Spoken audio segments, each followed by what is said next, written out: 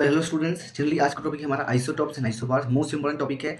इसमें डिफरेंस आ सकता है आपके एग्जामिनेशन में अच्छे तरीके से, तो देखते हैं ये क्या है। इससे पहले सारे वीडियोस अगर आपने नहीं देखे तो पहले जाके उसे देखिए, समझिए, तभी इस वाले वीडियो में आइए, क्योंकि ये लास्ट टॉपिक है। तो लास्ट टॉपिक को नहीं, पहले आप स्टार्टिंग से अच्छी तरीके से पढ़िए, देन इस वाले टॉपिक में आइए। So let's start. एक रिक्वेस्ट है, जब भी पढ़ने बैठे तो एक कॉपी और एक पेन के ही साथ बैठे, क्योंकि हर एक चीज़ आपको समझना है और लिखना है इस चैप्टर के अंदर, जैसे कि मैंने बताया है, ठीक है।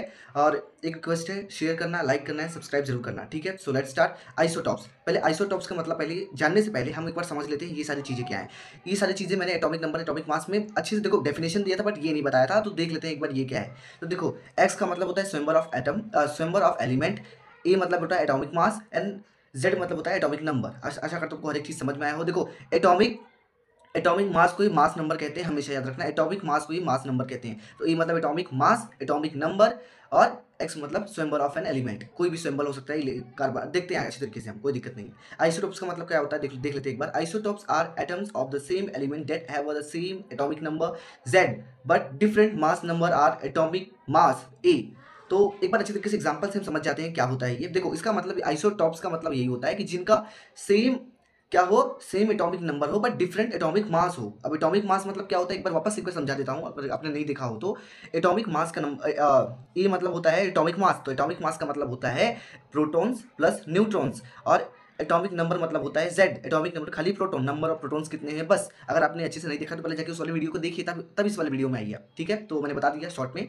तो इसमें देखते हैं, देखो इसका 3 एग्जांपल है, तीनों एग्जांपल को रटना होगा, क्योंकि ये सारे एग्जांपल्स एनसीईआरटी में एक दो, शायद एक दो क्या, इसमें से एक दो शायद नहीं, कार्बन का शायद नहीं दिया अच्छी तरीके से। तो पहले इसे सब कुछ समझ लेना, रट लेना। मैं वापस बोलता हूँ, ये तीनों को, जो भी तीन, ये जो सारे 3 एग्जांपल्स है, इन्हें रटना ही है आपको, अच्छी तरीके से रट लेना प्लीज। ओके, तो देख लेते हैं एक बार क्या है। हाइड्रोजन, हाइड्रोजन, हाइड्रोजन, तीनों हाइड्रोजन ही है, जैसे कि मैंने बताया ऊपर। तो हाइड्रोजन है, इसका एटॉमिक मास है 1 और एटॉमिक नंबर है 1, ठीक है। और इसका एटॉमिक मास है 2 और एटॉमिक नंबर है 1, एटॉमिक मास है 3, एटॉमिक नंबर है 1। तो देखो, एक बात हमेशा याद रखना, जब ऐसा कुछ दिखे तो हमेशा इसका नाम रख लेना, protium, protium, deuterium and tritium, tritium. वापस एक बार, protium, deuterium and tritium, deuterium, sorry deuterium. एक बार वापस, protium, deuterium, tritium.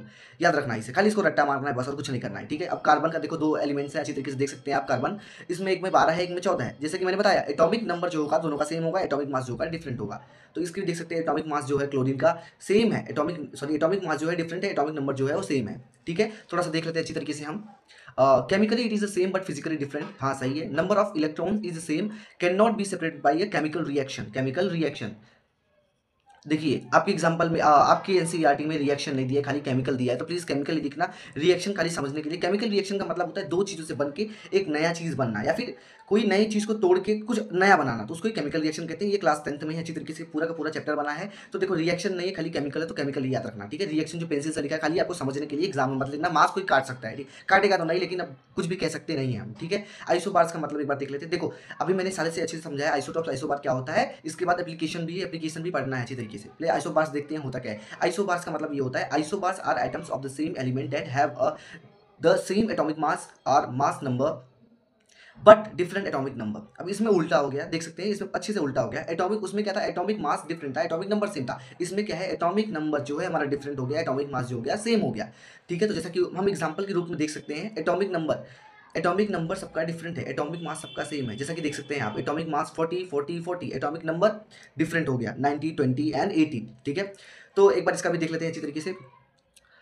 Chemically it is different by physically it is same. देखो, केमिकली डिफरेंट होता है बट फिजिकली ये सेम होता है। उसमें क्या था, केमिकली वो सेम होता है, फिजिकली डिफरेंट होता है, ठीक है। देखो, मुझे पता है वो कुछ कुछ चीज़ें नहीं समझ में आएंगी। देखो, आइसोटॉप्स एंड आइसोबार्स डिटेल में प्रैक्टिकल के लिए यूज होता है, उतना मतलब ध्यान मत दीजिए, खाली आप थोड़ा बहुत रट लीजिए, क्योंकि एग्जाम में इंपॉर्टेंट है, 2 या 3 नंबर में आता है, ठीक है।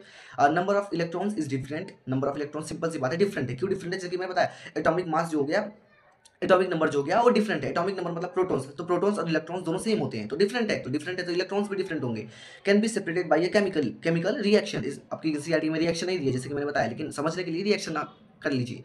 तो केमिकल रिएक्शन के थ्रू हम इसे सेपरेट कर सकते हैं, उसे हम सेपरेट नहीं कर सकते, किसे नहीं, आइसोटॉप्स को हम नहीं सेपरेट कर सकते केमिकल रिएक्शन के थ्रू। इसको केमिकल रिएक्शन के थ्रू सेपरेट कर सकते हैं, तोड़ सकते हैं, ठीक है। अब हम एप्लीकेशन देख लेते हैं अच्छी तरीके से क्या होता है।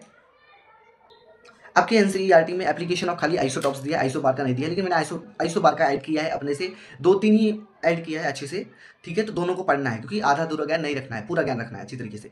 N isotope of uranium used as a fuel in a nuclear reactor. देखो जो भी आइसोटॉप यूरेनियम होता है वो फ्यूल में यूज होता है। कौन से फ्यूल में यूज होता है? Nuclear reactor. जैसे कि हमारी गाड़ियों में यूज होता है पेट्रोल, डीजल, तो वैसे ही जब न्यूक्लियर रिएक्टर बनाते हैं तो यूज यूरेनियम का यूज होता है। यूरेनियम कौन है? फ्यूल है, ठीक है, फ्यूल है। Isotope of cobalt use the treatment of cancer. जब भी कैंसर जिसको होता है और उसको इलाज के लिए हम यूज करते हैं कोबाल्ट को।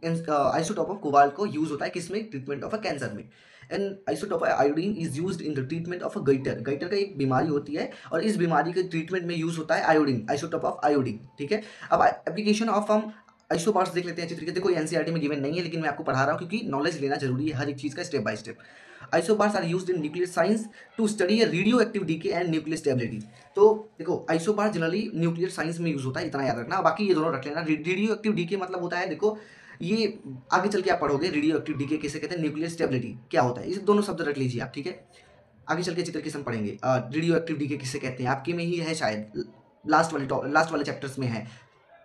सब दूसरा है same radio active isobars are also used in medical treatments. जो भी रेडियो एक्टिव आइसोबार्स होते हैं, रेडियो एक्टिव का मतलब होता है कुछ कुछ रेडियो एक्टिव, मतलब जैसे कि आप देखो बता ही देता हूँ आपको, एक बार याद रखिए कि जब भी जहाँ न्यूक्लियर बॉम्ब जहाँ अटैक होता है, जहाँ पे भी न्यूक्लियर बॉम्ब का अटैक होता है वहाँ पे रेडिएशन फैल जाता है। रेडिएशन का मतलब पढ़ा थी।